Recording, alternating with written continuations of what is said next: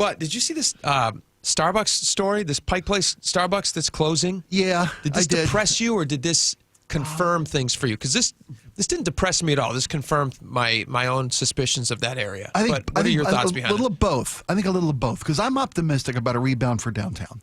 Yeah, sure. I am. I'm optimistic in the city itself. It does. It goes great on a bumper. Yeah. You know. It's a long one. I'm optimistic about a rebound for downtown. Seems long. I would just say rebound for downtown. Sure. With a thumbs up. With thumbs up, yeah. But now, thumb down. Yeah. Thanks to Starbucks. Still rhyming. I'm heartbroken because I really do want. I want business. Really heartbroken? There's no way you're really heartbroken. I don't know. That's fair. You're right. That was being generous. I was hyperbolic. Do you care at all? That's my question. I do. I care at all that Starbucks is closing? I do care. You can't swing a dead cat without hitting a Starbucks in this town. True. We're down to 12 in the downtown corridors. Way more than 12. I can go to a Starbucks. It's like that joke on what's that dog movie? Best in Show? Yeah. Where that couple, the magazine couple, and they're talking about how they met at Starbucks, but not the same Starbucks, right. different Starbucks. Starbucks from across the street, and they would see each other at the Starbucks from across the street, and that's how they met. That's what it's like, and it's not a joke. They're everywhere. There was a time in my neck of the woods up in North Seattle where we had 3 Starbucks on 3 of the 4 corners of one intersection. What's the point? I mean, right, exactly. Because you get folks headed north and you get folks headed south who don't want to make the trip. I get it. I get the business logistical justification for that. But come on. But how is it possible that they could be making that much money that they think to themselves, hey, you know what? One location to service this area, and it's a fair amount of people coming in all the time, and we're making good money. I know. Why don't we have one on every single corner? Yeah. And if there wasn't a bank on the 4th corner, they'd have put one there too. Yeah. They probably called the bank. Like, can we put a kiosk inside your bank?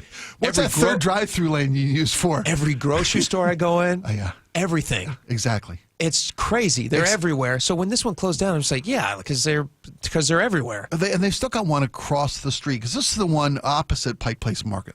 They still got the one in Pike Place Market. So this is not the historical first Starbucks, right? Because they wouldn't close that one down. No, that's still bad look. in the market. Okay. Yeah, because that one, all they sell are cups and trinkets and whatnot, and a little bit of coffee. Not every time. That's a lie. A couple times when people have come in to visit from out of town, we take them down. If they ask, I'm not going to volunteer to go downtown ever. But if they ask, they go, I want to go downtown and see some sights.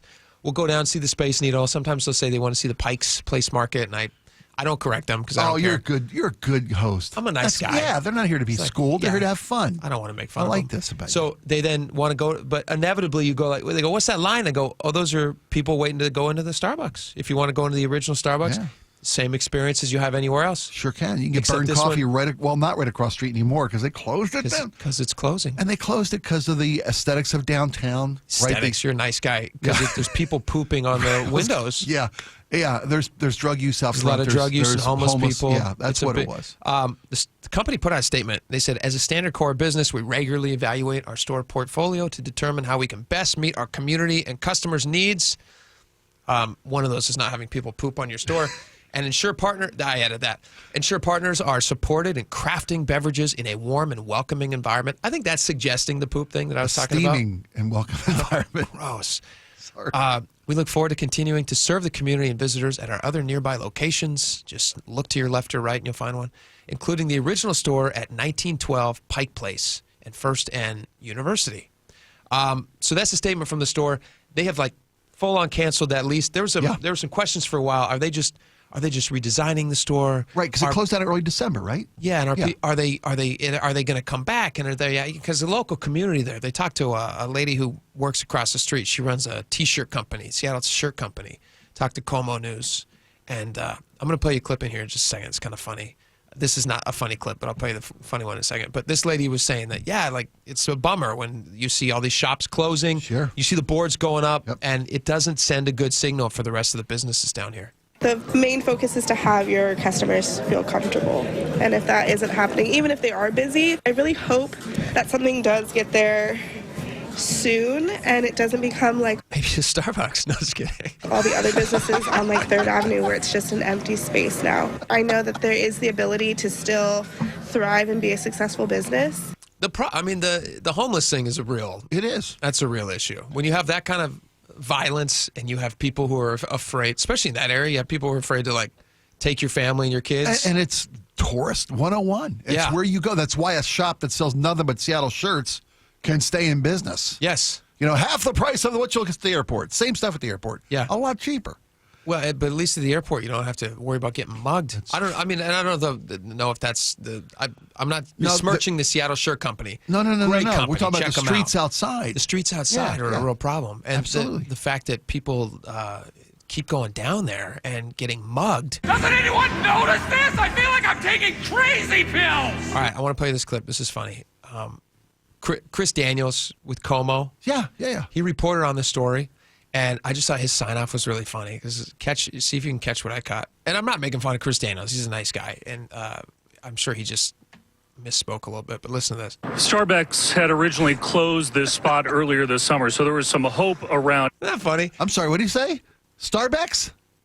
Starbucks had originally closed this spot earlier this summer, so there was some hope around here that it would reopen, but I did. Starbucks. Yeah, they got a blue mermaid. Totally different. Totally different. Have you ever done that? Like you're just talking and just sure. We do it all. We talk for 3 hours on there every day. We say stupid stuff. I goof on it daily. But he's on camera, which is a bummer. We're on camera too. If anybody wants to watch, was it a taped feature or was it live? Could he go back and fix that, or did he not care? I was wondering, like, why not go back and fix it? Right. I feel like it's taped.